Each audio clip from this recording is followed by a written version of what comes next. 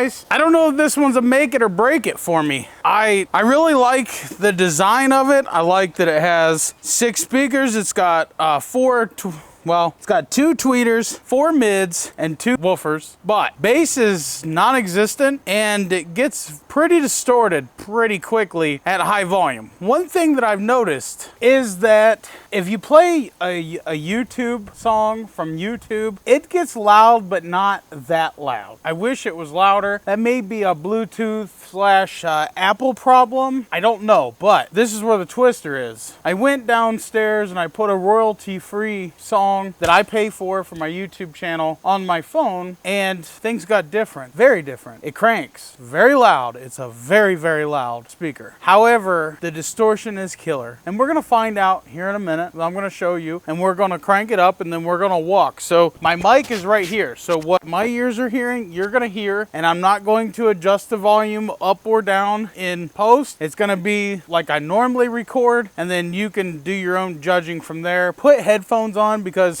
this speaker does pick up pretty good bass and stuff, but bass is practically non-existent. Now, I don't want this to be a bad review. I want it to be an honest review. The company sent this to me.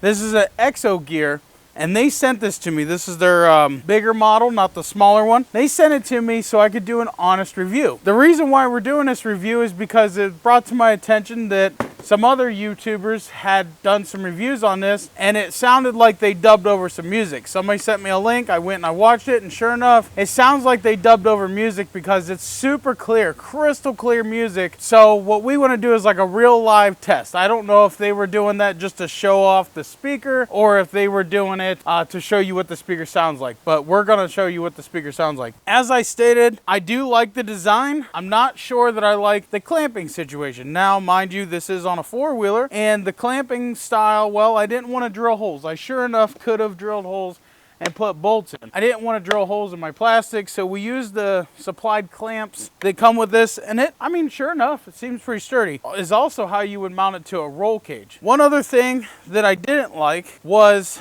once it's mounted here, it's upside down. And if you flip it, then there's this big old plate across the bottom that will stick up and it looks bad. So I flipped it back over because I'd rather it be upside down. Now, maybe I could take these plates off, switch them, but I'm not that worried about it. I don't really care. It's gonna get covered in mud. Other than that, those are the things that I didn't like. What I do like, said again, the design. I like how this mounting bracket here, you can adjust it to however you want to.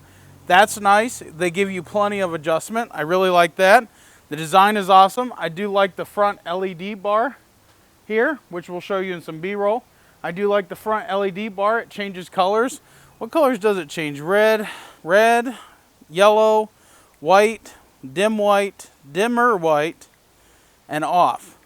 I do kind of like the red myself, or the yellow. That yellow looks more green than anything. Yeah, kind of. But it does look good, and it does crank up loud, and you can definitely hear it over the engine. So, am I saying that I wouldn't purchase this with my own money? No, that's not what I'm saying. What I would say though is I'd like to see the price point be about half, just because the sound that comes out of this thing. It's not the greatest, but it's not the worst either. It cranks up pretty loud, it gets distorted, and there's practically no bass. Practically no bass at all. Now, will that bass change if you're inside of a cabin, like an enclosed side-by-side? Yeah, I'm sure the bass would be a lot deeper than just being out here in the open. I'm sure that it would. The woofers all light up any color that you want, basically, and they do look very nice. They do look very nice, and I must say the highs come out very clear. Now, with that said, let's go ahead and let's do a sound test. All right, guys, I am now sitting in front of the wheeler by the camera, about 5 feet away.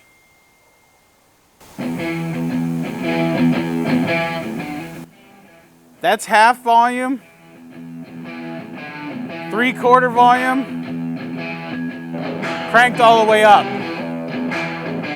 Now, I'm going to play this, and then I'm going to walk down there as far as I can, and then I'm going to come back. But I'm going to walk backwards so the mic is facing the speakers.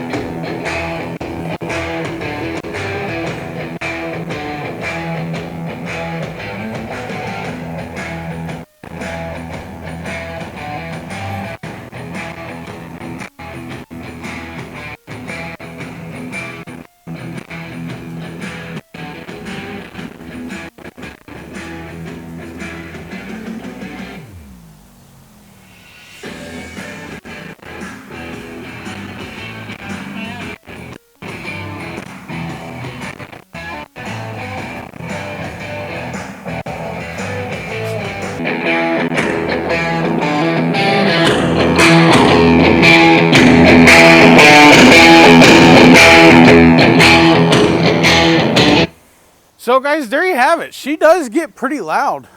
Like I said, it's not the cleanest sounding thing when it's full blast. If you back it down about a notch or so, it cleans right up, and it does sound pretty good. I will say it does sound pretty good. For the price point, I would like to see it a little bit lower, but what are you gonna do? Inflation, the whole 9 yards. I say if you're looking for something that jams and sounds very good for the money, I would get it. I would get it.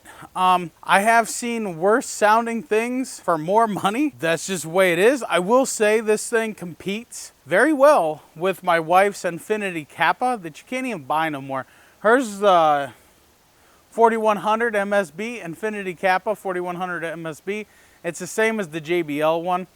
Identical. The only difference is it says Infinity on it and it's silver. So this thing competes very well with that, if not maybe a bit louder. And the JBL is about $900. So if you think about it, if you weigh the pros and the cons, this thing looks better. It's got pretty lights. It sounds about the same, maybe a touch louder, and it's half the price. So there's that to look for. I say get it. I can't really say nothing horrible about the speaker. It seems to do good. Now I guess we'll find out once we get it wet and see how that does, because you guys know that we're going to test that. And of course I'm not going to blast the pressure washer straight up on it, but we are going to get it wet and wash it just like we washed the Infinity Kappa for the last 4 years, and that thing has held up great. And I blasted it with the pressure washer pretty heavy, and it has held up great. So if this thing can withstand what I do to that, I say it's a winner, and we will be finding out next time I go riding and have to wash it. So stay tuned to the channel. We're going to put it through the ringer. We're going to put it through the test, and I want to thank EcoXGear for letting us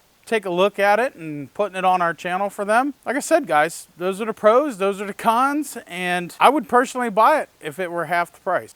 If I had $400 laying around or whatever this thing costs, I've seen different prices all over the place. So I can't really tell you yay or nay exactly on a price because I've seen different prices everywhere. If I had that money, sure, I'd buy it in a heartbeat. So I want to thank you guys for watching. Like, share, subscribe, comment down below. Do you have one? What do you think about it? Is the lack of bass a killer for you? I don't think that it should be, because you can buy a subwoofer to pair with. So is the lack of bass really a killer? No, I wouldn't think so, because the mid-range and the highs are definitely here. They're definitely here, and I could see myself pairing it with a subwoofer, mounting it behind my seat there. If I wanted to, I would definitely do it in my side-by-side, and that would bring the bass back. So, and I think that's how this is designed anyway, is so you could pair multiple of these together with the subwoofer and all that. You can pair up to like 200 of these together. So if you and your buddies have one of these, you can pair them all together and just rock out a campground. No joke. So that's definitely an upside to this, because I know a lot of people, they always buy what their friends buy, and there's nothing wrong with that. So I say go get it and have fun with it. It's definitely RedNEck Garage approved. Peace out. God bless. We'll see you in the next one.